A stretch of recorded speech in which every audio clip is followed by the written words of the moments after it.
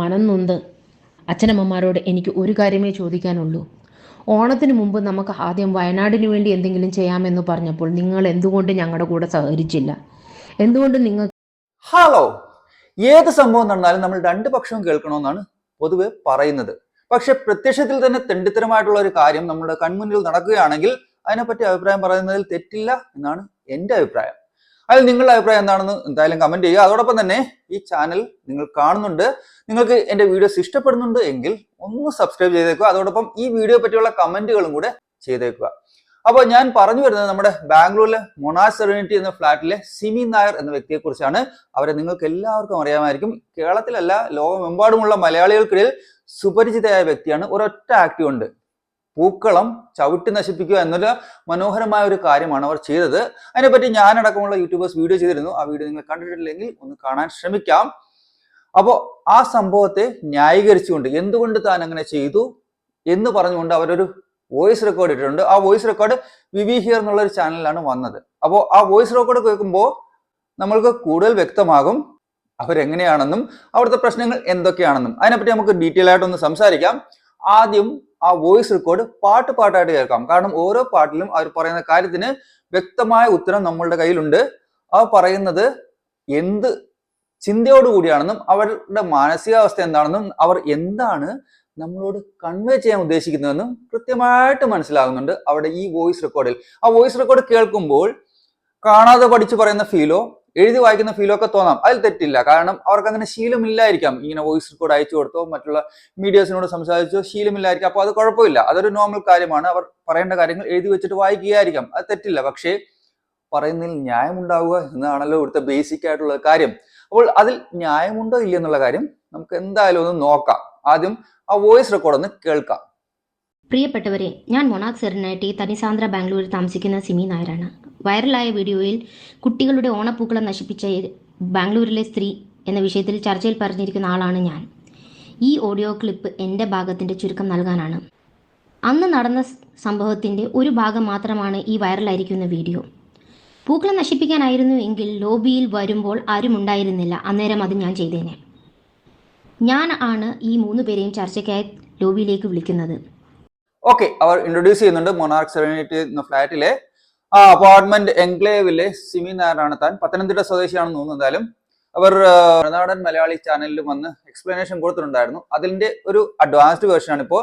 അതിനകത്ത് ഒരൊറ്റ കാര്യമാണ് വയനാട് ദുരന്തം മാത്രമാണ് അതിൽ എടുത്തു പറഞ്ഞത്. ഇതിൽ പല പല കാര്യങ്ങൾ പറഞ്ഞിട്ടുണ്ട്. ഇവരുടെ അഡ്വക്കേറ്റ് എങ്ങാനും ഉപദേശിച്ചതാവാൻ സാധ്യതയുണ്ട്, അതല്ലെങ്കിൽ അവരുടെ ചേച്ചിയും കൂടെ ഉണ്ടെന്ന് പറയുന്നുണ്ട്. അപ്പോൾ ചേച്ചിയുമായിട്ട് ചർച്ച ചെയ്ത് കണ്ടെത്തിയ ചില കാര്യങ്ങളായിരിക്കാം ഈ പറയുന്നത്. എന്തായാലും അവർ പറയുന്നത്, അഥവാ പൂക്കളം നശിപ്പിക്കണമായിരുന്നു എങ്കിൽ എനിക്ക് ആരുമില്ലാത്ത സമയം ചെയ്യാമായിരുന്നല്ലോ.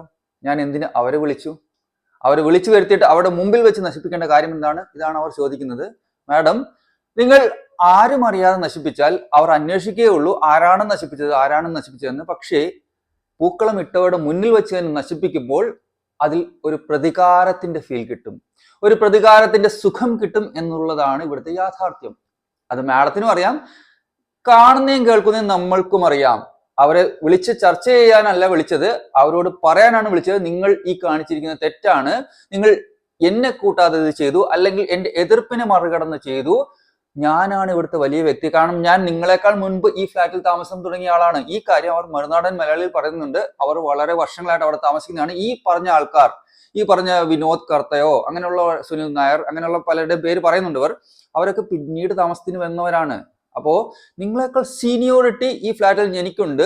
അത് അവരെ പറഞ്ഞു ബോധിപ്പിക്കാനും അവിടെ ഫ്രണ്ടിൽ വെച്ച് തന്നെ നശിപ്പിക്കാനും വേണ്ടിയാണ് നിങ്ങൾ അവരെ വിളിച്ചത്. അല്ലാതെ നിങ്ങൾക്ക് രഹസ്യമായിട്ട് ചെയ്യണമായിരുന്നെങ്കിൽ നിങ്ങൾക്ക് ചെയ്യാമായിരുന്നു. രഹസ്യമായിട്ട് ചെയ്താൽ ഈ പ്രതികാരത്തിന്റെ സുഖം കിട്ടില്ല. അത് നമുക്ക് മനസ്സിലാവുന്നുണ്ട് മാഡം. ബാക്കി കേൾക്കാം. എനിക്കിത് ഭരണഘടനാ വിരുദ്ധമായി തോന്നാൻ കാരണം അന്ന് ശ്രീനാരായണ ഗുരുവിൻ്റെ സമാധി ദിനമാണ്. ആ കാരണവശാൽ അന്ന് ഓണം ആഘോഷിക്കുന്നത് ശരിയല്ലെന്ന് ഞാൻ അവരോട് പറഞ്ഞു.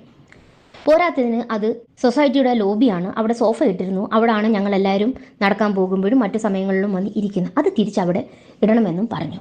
അങ്ങനെ ഞങ്ങൾ സംസാരിച്ച് ഒരു തർക്കം പോലായി. അപ്പോൾ സുനിൽ നായർ എന്ന് പറഞ്ഞ വ്യക്തി എൻ്റെ വീഡിയോ എടുക്കാൻ തുടങ്ങി.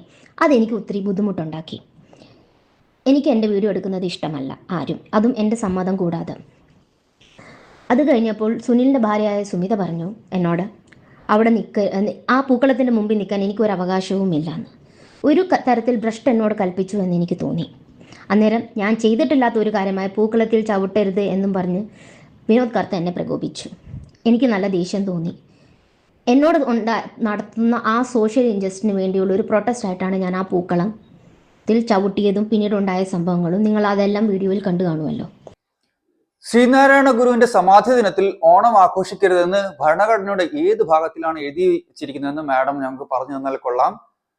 അവർക്ക് ഉണ്ടായ ഒരു തെറ്റിദ്ധാരണയായിരിക്കാം ഇങ്ങനെയുള്ള ദിവസങ്ങളിൽ അത് ആഘോഷിക്കരുതെന്ന്. ഇൻഫാക്ട് ഔദ്യോഗിക ദുഃഖാചരണമുള്ള ദിവസങ്ങളിൽ പോലും ഇപ്പോൾ എന്തെങ്കിലും ദുരന്തം മൂലം കേരള ഗവൺമെന്റ് ഔദ്യോഗികമായിട്ട് ദുഃഖാചരണം പ്രഖ്യാപിച്ചു, അല്ലെങ്കിൽ ഇന്ത്യ ഔദ്യോഗികമായിട്ട് എന്തെങ്കിലും പ്രഖ്യാപിച്ചു, അതിനർത്ഥം പ്രൈവറ്റ് ആയിട്ട് നടക്കുന്ന ഫംഗ്ഷൻസ് മാറ്റിവെക്കണമെന്നല്ല. ഗവൺമെന്റ് നടത്തുന്ന ഫംഗ്ഷൻസ് മാറ്റിവെക്കും.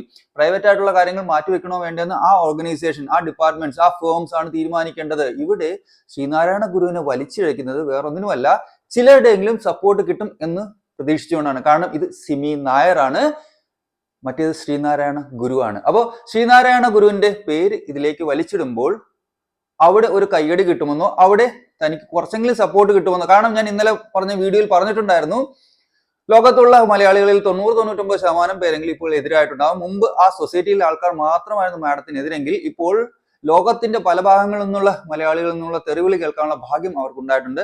അപ്പോൾ അതിൽ ചിലരെങ്കിലും അതെ, ശ്രീനാരായണ ഗുരുവിന്റെ സമാധി ദിവസമാണ്, ദുഃഖകരമായ ഒരു ദിവസമാണ്, ആ ദിവസം ഇവർ ഓണം ആഘോഷിക്കുന്നു എന്ന് പറയുമ്പോൾ എതിർ ആവാൻ സാധ്യതയുണ്ട്, സിമി നായർക്ക് സപ്പോർട്ട് കിട്ടാൻ സാധ്യതയുണ്ട്. അതുകൊണ്ട് മാത്രമാണ് അവർ ശ്രീനാരായണ ഗുരുവിന്റെ പേര് ഇതിലേക്ക് വലിച്ചഴക്കുന്നത്. രണ്ടാമത്തെ കാര്യം, സിമി നായരുടെ എന്നല്ല ഒരു വ്യക്തിയുടെയും വീഡിയോ അവരുടെ അനുവാദമില്ലാതെ പകർത്താൻ ആരെയും നിയമം അനുവദിക്കുന്നില്ല. അവർ എതിർപ്പ് പറഞ്ഞിട്ടുണ്ടെങ്കിൽ അത് നിർത്തുക തന്നെയാണ് വേണ്ടത്.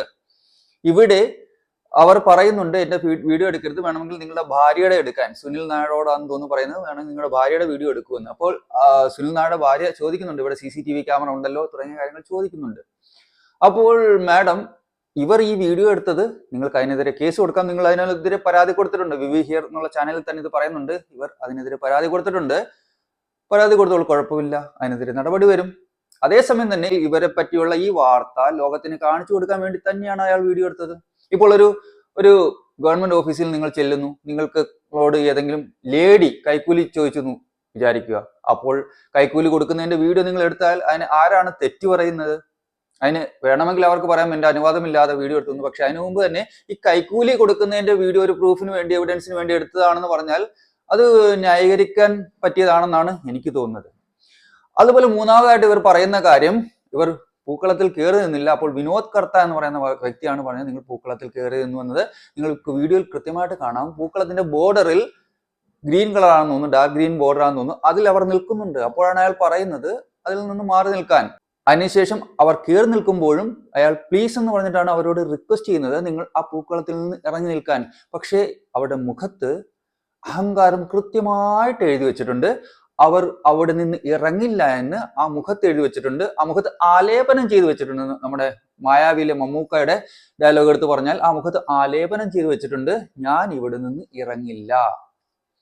ആ ഒരു ധാർഷ്ട്യത്തോടു കൂടിയാണ് നിൽക്കുന്നത്. നീ ആരടാ എന്നോട് ചോദിക്കാൻ എന്നുള്ള ധാർഷ്ട്യത്തോടു കൂടിയാണ് അവർ കയറി നിൽക്കുന്നത്. അപ്പോൾ അവർ ഈ പറയുന്ന കാര്യവും തെറ്റാണ്.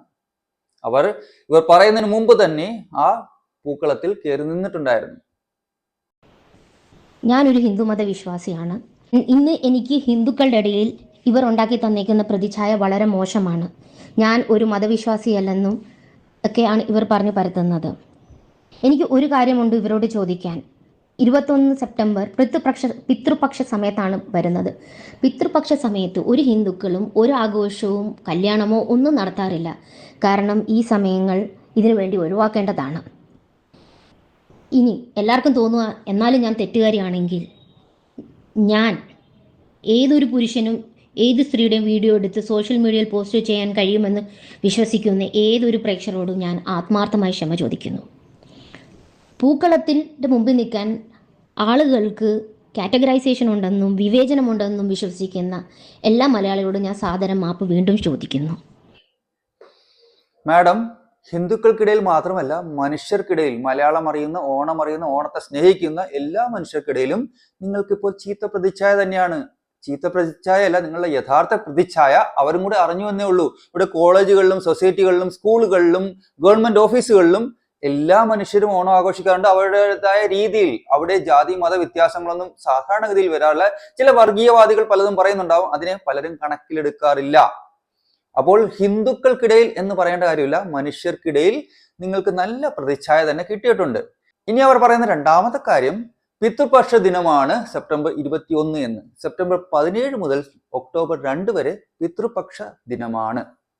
പക്ഷേ നമ്മൾ മലയാളികൾ അത് ആചരിക്കാറില്ല. മലയാളികളെ സംബന്ധിച്ച് കർക്കിടക വാവിന് ബലിയിടുന്നതാണ് പിതൃപക്ഷ ദിനം. അഥവാ ഈ പിതൃപക്ഷ ദിനത്തിൽ തന്നെ ഈ പരേതാത്മാക്കൾക്ക്, മരിച്ചുപോയവർക്ക് ഉള്ള ആചാരങ്ങളാണ്, ഉള്ള പൂജകളാണ് ആ ദിവസം നടത്തുന്നത്. നമ്മളിത് കർക്കിടക വാവിന്റെ അന്ന് ബലിയിൽ നടത്തുന്നുണ്ട്. നമ്മളുടെ ബലിയിടൽ ചടങ്ങ് അത് തന്നെയാണ്. പരേതാത്മാക്കളോടുള്ള ബഹുമാനം, അവരെ ഓർത്തുകൊണ്ടുള്ള പൂജകളും കാര്യങ്ങളും ഒക്കെയാണ് അന്ന് നടക്കുന്നത്. ബലിയിടൽ ചടങ്ങ് അത് തന്നെയാണ്. അപ്പോൾ മലയാളികളെ സംബന്ധിച്ച് ഇത് വലിയ കാര്യമൊന്നുമല്ല, നമ്മളത് ആചരിക്കാറില്ല. അപ്പോൾ അതും തെറ്റാണ്. ഇതൊക്കെ ഇവർ ചിന്തിച്ച് അവിടെ നിന്നൊക്കെ കണ്ടെത്തി കൊണ്ടുവന്ന സംഭവമാണെന്ന് തോന്നുന്നു. ഏതോ നല്ലൊരു അഡ്വക്കേറ്റ് ഇവിടെ പിന്നിൽ ഉണ്ടാവണം മിക്കവാറും. എന്തായാലും അതും തെറ്റ് തന്നെയാണ്. അതിന്റെ ആവശ്യമൊന്നുമില്ല. പിതൃപക്ഷമൊന്നും നമ്മൾ ആചരിക്കാറില്ല. രണ്ടാമത്തെ കാര്യം അതാണ്. മൂന്നാമത്തെ കാര്യം, ഇവർ പറയുന്നത് ഏതൊരു വ്യക്തിക്കും ആരുടെയും വീഡിയോ എടുത്ത് പ്രചരിപ്പിക്കാമെന്ന് സപ്പോർട്ട് ചെയ്യുന്നവർക്ക് എന്നോട് എനിക്ക് മാപ്പ് ചോദിക്കുന്നു, ഞാൻ മാപ്പ് ചോദിക്കുന്നു എന്നാണ്. മാഡം, ഇവിടെ വെറുതെ അങ്ങ് നിങ്ങളുടെ വേറെ സീനൊന്നും അല്ല വീഡിയോ എടുത്തത്. നിങ്ങൾ ഒരു പബ്ലിക് സ്പേസിൽ നിൽക്കുമ്പോൾ അവർ ചെയ്ത ഒരു കാര്യം നശിപ്പിക്കുന്നതിന്റെ വീഡിയോ ആണ് അവർ എടുത്തിട്ടത്. ഇപ്പോൾ നിങ്ങൾ അവിടെ വീട്ടിൽ അതിക്രമിച്ച് കയറി അവരുടെ വീട്ടിലുള്ള സാധനങ്ങൾ തല്ലിപ്പൊളിക്കുന്നതിന്റെ വീഡിയോ ആണ് എടുക്കുന്നതെങ്കിൽ അപ്പോഴും നിങ്ങൾ പറയൂ എന്റെ പ്രൈവസിയിൽ നിങ്ങൾ കയറി ഇടപെടുന്നു എന്ന്.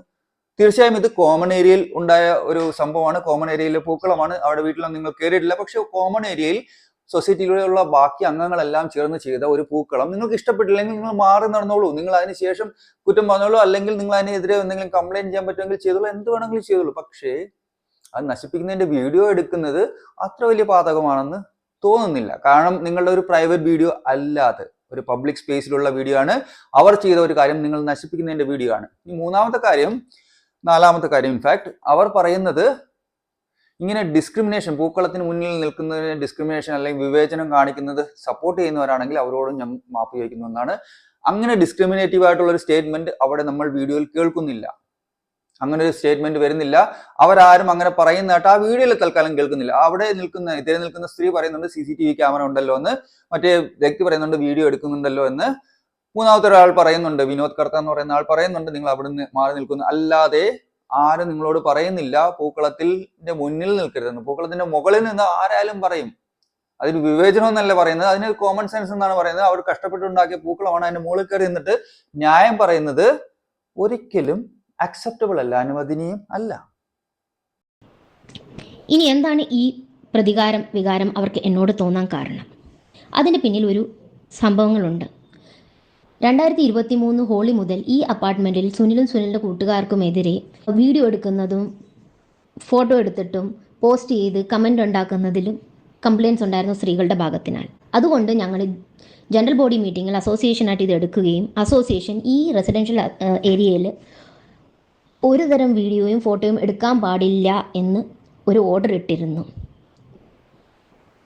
എന്നാലും ഇവർ ഈ പ്രവൃത്തി തുടർന്നുകൊണ്ടിരുന്നു. മെയ് 24 വീണ്ടും അവർ വീഡിയോ എടുക്കുന്നു, ഗ്രൂപ്പുകളിൽ പോസ്റ്റ് ചെയ്ത് അവർക്ക് തോന്നുന്നത് പറഞ്ഞു കമൻ്റ് ഇടാൻ തുടങ്ങി.